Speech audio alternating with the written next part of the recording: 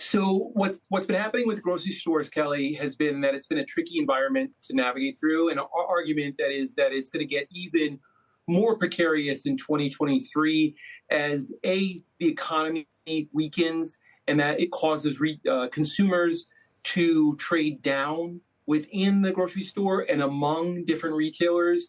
B, there's going to be disinflation, so those elevated price increases that are in the double-digit range now are going to decelerate over the course of the year. And by the fourth quarter, it could be flat. Prices could be flat. And then finally, we expect to see a rise in promotions. On average, prior to the pandemic, about 35% of the sales in the grocery store channel were done on promotion. That over the last few years, because of the unique set of circumstances, was down to 30%. We would expect it to rise to more historical levels.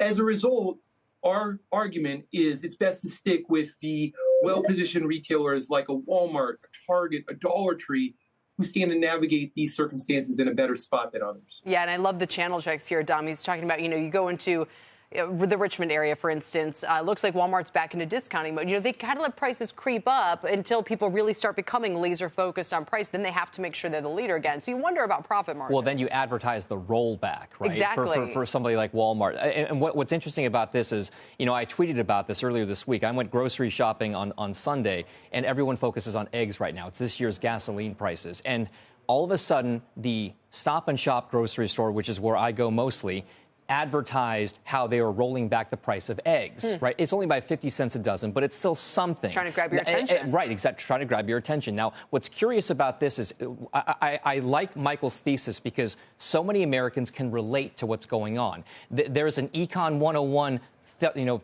concept about the substitution effect. Exactly. And a lot of folks out there, if you don't have constraints on your diet, you don't have to keep kosher, you don't have, halal, that kind of stuff, you can actually say, hey, if the price of beef is sky high, but the price of pork is lower relative to that, I'm going to buy pork for the time being as opposed to beef. Or if it's milk, it's this brand versus that brand. You get that effect. And I think that's, to Michael's point, what a lot of people are going to be doing because they can find the relative bargains. I have to have milk. I'd rather trade down and get the cheaper one instead. Exactly. So, and again, Michael, I know you mentioned this, but your top picks are Target, Walmart, Dollar Tree. And shoppers are habitual. It takes something like really high inflation, whether in a particular product or just across the board, to make them go, maybe I'm going to try Aldi. Maybe I'm going to try Lidl. Maybe I'm going to try, Amazon Prime or you name it. Are you seeing that kind of behavior?